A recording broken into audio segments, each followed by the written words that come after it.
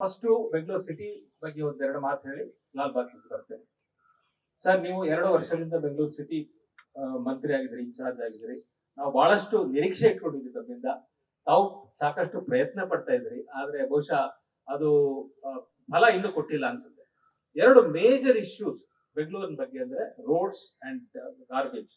I think ಇದನ್ನ solve ಮಾಡಕ್ ಆಗಿಲ್ಲ. ಅಫ್ಕೋರ್ಸ್ ಇದೊಂದು 15-20 ವರ್ಷದಿಂದ ಇರ್ತಕ್ಕಂಥ ಸಮಸ್ಯೆ, ಬಟ್ ಇನ್ನೂ ಉಲ್ಬಣ ಆಗಿದೆ. ಇನ್ನು ಎಷ್ಟು ಜಾಸ್ತಿ ಆಗಿದೆ ಅಂದ್ರೆ I don't know why the quality of roads cannot bee improve. ಬರೀ ಕಾಂಕ್ರೀಟಿಂಗ್ ಇಂದ ಸಾಧ್ಯ ಇಲ್ಲ, ಎಲ್ಲ ರೋಡು ಕಾಂಕ್ರೀಟ್ ಮಾಡ್ಲಿಕ್ಕೆ ಸಾಧ್ಯ ಇಲ್ಲ. ಹಿಂದೆನೂ ಟಾರ್ ಮಾಡ್ತಾ ಇದ್ರು. We also know that in places like Kerala or Madhya Pradesh, Rajasthan, travelled around the country, there are tar roads, good tar roads. Please ensure that the tar roads quality is improved at whatever the cost, because they should last at least 5-6 years. Now it doesn't last even for 3 months, 4 months. So obviously there is so much of corruption, there is so much of no quality control. One thing. Secondly, about garbage. I tell you, Bangalore city was so beautiful, so clean and all that. ಈಗ ಬಂದವರೆಲ್ಲ ಹೇಳ್ತಾರೆ, ಏನ್ರಿ Bangalore city ಹೀಗಿದೆ ಅಂತ.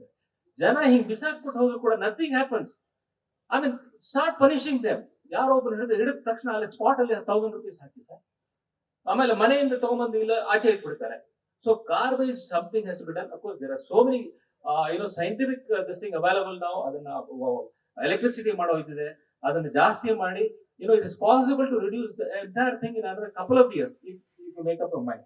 I think these two has to be tackled on a war footing, and I'm sure once you become the chief minister, which I hope you will, so naturally you take up these issues very quickly. ಆಮೇಲೆ ಈಗಾಗಲೇ ಕೆಲವರು ಹೇಳಿದ್ದಾರೆ about the tunnelling project ಅಲ್ಲಿ. ನನಗೂ ಗೊತ್ತಿದ್ದಂಗೆ ಲಾಲ್ ಬಾಗ್ ಕೂಡ ಬಂದಿದೆ. ಸುಮಾರು 6 ಎಕರೆಷ್ಟು ಜಾಗವನ್ನ ಲಾಲ್ ಬಾಗು ತಗೊಳ್ತಾರೆ ಅಂತ ಹೇಳಿ.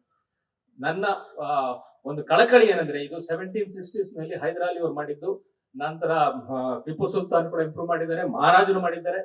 ಇಲ್ಲಿ ಮರಿಗೌಡರು ಇದನ್ನ ಮಾಡಿದ್ರು. ಕ್ರಂಬಿಗಲ್ ಅಂತ ಒಬ್ಬ ಇಂಗ್ಲೆಂಡ್ ನವರು ಬಂದವರು 20 ವರ್ಷ ಇದನ್ನ ಡೆವಲಪ್ ಮಾಡಿದ್ದಾರೆ. So this is the heritage place. Please make sure that it is not spoiled. Of course, I was talking to your technical director, Dr. Prahlad. He told me that 1.5 acres ಮಾತ್ರ ಹೋಗುತ್ತೆ, ಇನ್ನು 4.5 ಎಕರೆ ವಾಪಸ್ ಕೊಡ್ತಾ ಇದೀವಿ ಲಾಲ್ ಬಾಗ್ ಅಂತ ಹೇಳಿ. That is a good thing that 4.5 acres is going to come back.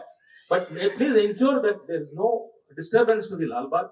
And ಈ ಒಂದು ದೊಡ್ಡ ವಾಲ್ ಏನಿದೆ ಅದನ್ನ ಹಾಗೆ ಮೇಂಟೈನ್ ಮಾಡಿ.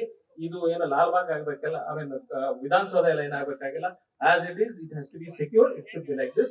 There are some more small issues of infrastructure which I think the officials are capable of doing, and they've been doing an excellent job. I must congratulate them for keeping Lal Bagh in a very good way. Thank you.